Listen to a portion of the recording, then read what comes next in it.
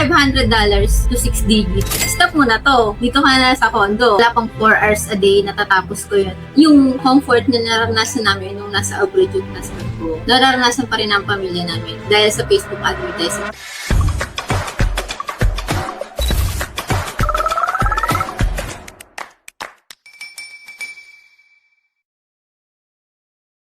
Hi, Madel. Good morning. Good morning, Coach. Almost 5 years as media buyer. Pag-usapan muna natin kung ano ba yung ginagawa mo before Facebook advertising. Graduate po ako ng BS Industrial Engineering. After po ako graduate, nag-work ako kaagad. Naging production supervisor po ako sa manufacturing sa Laguna. 2015 po, nag-start po ako magka-family. Nung nagka-family po ako, nag-stop na ako mag-work. Yung husband ko po is may work siya sa Japan. 2020, dumating po yung pandemic. Maraming nagbago, maraming nawala. Na-realize namin mag-asawa na life is short. Bakit hindi na lang kami sama-sama na lang po? Kasi that time naman po is meron na kami dream house namin, meron na rin kami investment, meron na kami lupa. Nung pandemic, parang ang dami pong realization na gusto namin sama-sama kami. Nag-decide po yung husband ko na tapusin na lang yung contract niya sa Japan. Kailangan namin paghandaan yung pagbalik niya. Gusto para namin yung comfort na naranasan namin noon. Parang nag-isip ako, mag-aaral ba ako, mag-negosyo. Nung time na yon, nakita ko po kayo sa TikTok. Na-curious po ako sa Facebook advertising kasi nag-watch na rin po ako ng mga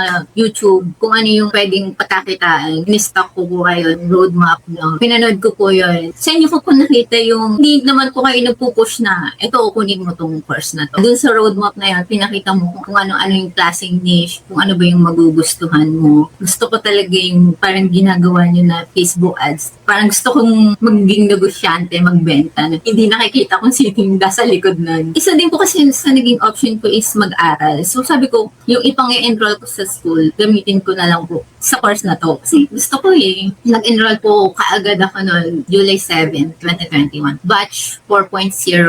Siguro dahil pandemic, kaya hindi mo naging option na bumalik sa corporate? Naging X na po talaga sa akin ang pagbalik sa manufacturing as supervisor. Bukod po sa hindi ko na kayang mawalay sa family ko. Ang layo po kasi Laguna, yung suswelduhin mo po, mapupunta lang sa renta, mapupunta lang sa transpo. Yung pag-uwi mo po hassle kasi laging traffic. Pag holiday, ang hirap umuwi. So, ayoko na po talagang maranasan yun. Ano yung mga nakita mo about online freelancing? Kasama na ba dito yung Facebook ads or sa akin mo lang talaga nakita yung Facebook ads? Sa inyo lang po. Actually, hindi ko po alam na meron palang talagang VA world. Wala po talaga akong idea before. Kumusta yung learning experience mo as someone na zero knowledge nung nag-aral ng course? Nang nakita ko yung course nyo po, yung unang part pa lang, sobrang natuwa ako kasi parang pinakita nyo doon, ano ba yung gusto mong mangyari sa buhay mo in 5 years, in 10 years. Which is, yun ang naiisip ko. Kasi simula nung may plan na bumalik yung husband ko, yung comfort na nararanasan ng family ko, gusto kong i-continue siya. Every chapter nung course, medyo naging mahirap din po sa akin kasi that time, breastfeeding po ako. Pagkatapos nilang matulog ng 10 o'clock, nag-uusap kami ng husband ko na nasa abroad that time. 12 o'clock natatapos yung pag-uusap namin ng husband ko. Then, 12 o'clock, doon pa lang ako mag-start mag-aral. Decidido po talaga ako matuto. From 12 o'clock hanggang maaari hanggang 2 o'clock, inaaral ko po siya. And goal ko is matapos ko yung course and makapaghanap agad ng clients. After noon, naghanap ako ng mga friends ko na may mga business manager, ads manager, Facebook page, even creatives, ako yung gumawa para lang matry ko yung Facebook advertisement. Actually, natuwa po sila kasi free. Mare, pwede bang gawan kita ng ads. So, wala kang budget na ilalabas, tutulungan kita para makabenta ka. Pero hindi rin po nagtagal yun kasi that time po, gumagawa na din ako ng mga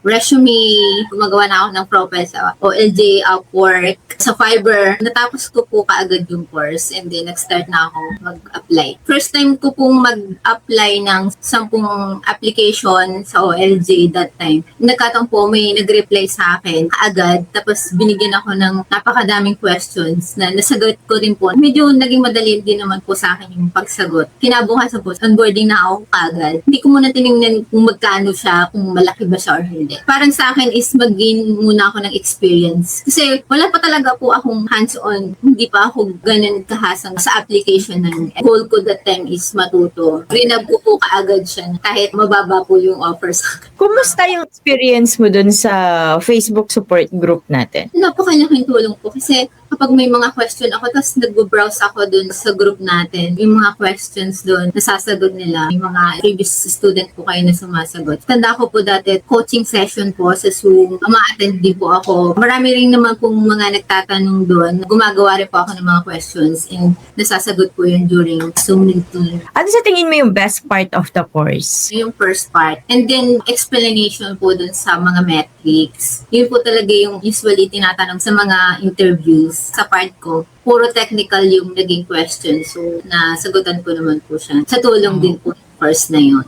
Yung mga clients mo, saan mo sila usually nakikita? Noong 2021 sa OLJ, naka 1 year po ako doon sa company ngayon. So marami rin po ako natutunan. Na-apply ko rin po kasi that time po, gusto kong mag-business. Gumawa po ako ng sariling page. Ginamit ko yung advertising. And then, yung kapatid ko po kasi is may staycation siya sa Manila. That time po, ang booking niya is 1 to 2 booking per month lang po. So, inintroduce ko po sa kanya yung advertising. From zero booking, naging fully book po yung unit niya. Napahalagang tulong po yun sa kapatid ko. Dahil dun sa pag-help ko po sa kapatid ko, nakapag-sublease po ako ng condo din. Kasi nakita ko po, may kita dito. Once na fully book yung unit ng kapatid ko, naging agent ako, sayang yung mga messages na natatanggap ko. So, ang gagawin po ng kapatid ko, may mga kakalala siyang mga owners din na ipinakilala sa akin. Binibigyan ko sila ng booking. Nagkakameron ako ng commission. Doon ako nag-start po na mag-sublease ng unit sa condo po sa Manila. Dahil lang po sa advertising. Pero 2024 po, nag-stop na rin ako kasi medyo na-burnout po ako doon. Kasi sa akin po lahat ako yung sa message, malayo po siya Manila, tapos Batangas ako. Hindi ko mapuntahan yung mismong unit. Nag-decide po ako na mag-stop and bumalik po sa paghahanap ng client. Last quarter po ng 2024, nag-start na akong i-update ulit yung profile ko sa OLJ, sa Upwork. Nag-start akong i-optimize yung profile ko. And then, nakakuha naman din po ako kaagad ng work. Sa Upwork, hourly po siya. Yung time na yun, parang naisip ko, hindi siya para sa akin, yung hourly. Dito sa Facebook advertising, lalo na kung nag-strategy ka, hindi siya binibilangan ng oras. May mga naging part-time din po akong nakita. Ginanap ko naman po siya para parang pa po akong matutunan pa na iba. Ang ginagawa ko po is yung mga magagandang result ko. Nilalagay ko siya sa website portfolio ko. Nag-start na akong i-link yung website portfolio ko sa LinkedIn, sa OLJ, sa Upwork. Nito pong 2025 may nag-reach out sa akin na agency. Sabi nila nagandahan sila sa website portfolio ko. Binigay ko nila sa akin yung company, maganda yung rate, tapos monthly pa siya. Na yun talaga yung hinahanap ko, hindi siya hourly. Luckily po, ako po yung nakuha ng client. Hanggang ngayon po, yun pa rin yung client ko. Skincare and makeup industry po ako. Napakaganda ng working environment, mabait yung boss, walang time tracker. Kailangan mo lang online ka sa office time nila. Kung wala kang job order, wala kang gagawin. Napakaluag, working environment. Kagaya ko po last January lang, naka-receive ako ng mga products nila worth 40,000 makeup and skincare. Napapanood ko lang dati yung may mga nagpapadala. So, ngayon, nararanasan ko din yun. Madel, ano yung mga task mo sa client na hinahandle mo ngayon? Ngayon po, more on testing of ads po ako. Marami kaming mga creatives na nilalaunch. Building ads lang po ako. Yung kagandahan po, nagla-launch lang po ako ng ads. Mga 5 hours lang, tapos mo na. And meron pong araw talaga, wala ka pong ginagawa. Ano yung mga challenges, especially yung bumalik ka sa pagiging media buyer? 2021 po, kung gaano ako kabilis natanggap sa work. Noong 2024, doon po talaga ako nakaranas ng mga failed interviews. Talagang maraming application. 10 application per day ginawa ko. Tinanong ko sarili, ano ba yung kulang? Ano yung kailangan ko pang gawin? Naranasan ko na rin umiyak.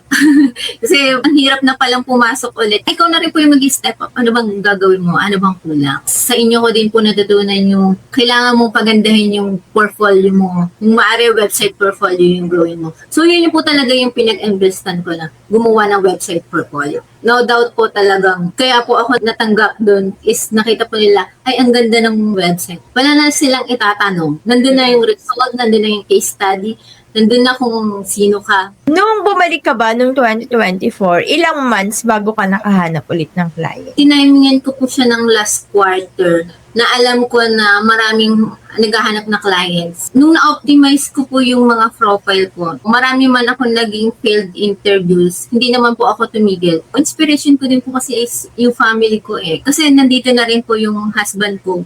So kung titigil po ako, wala po mangyayari sa amin. Ang babalikan at babalikan ko pa rin po is Facebook advertising. Gusto ko muna malaman yung first na rate mo versus ngayon, kahit yung range lang. Noong 2021 po, start po ako ng $500 per month. Tapos nung nag-condo na ako, nag-6 digits ako noon. Kaya inganyo po talaga ako sa condo. From $500 to 6 digits. Stop mo na to. Dito ka na sa condo. Kaya lang po, na-burnout ako. Ngayon po, sa first client ko, 6 digit pa rin ako doon. Then, meron another full-time ako pero task-based. Which is, ganun din, yung rate. Malaki po yung difference nung 2021 sa ngayon, 2025 to 2026. Yung kung pinag-pray ko na client na walang stress, mabait, nice working environment. Yung pinapangarap ko na skincare and sa mga beauty products na company. Tapos yung sahod is okay. Talagang blessing po na dumating sa akin. Sabi ko nga po, continuous learning. Maaari hindi lang sa Meta or sa Facebook. Meron na ngayon, Applebin na boom. Yung isa kong client which is task-based, Applebin ako. Wala pang 4 hours a day, natatapos ko yun. Yung rate ko nung full-time na 8 hours, same lang siya ng rate ko sa task-based. Which is less time lang din. So, as of now, dalawa yung clients na hinahandle mo.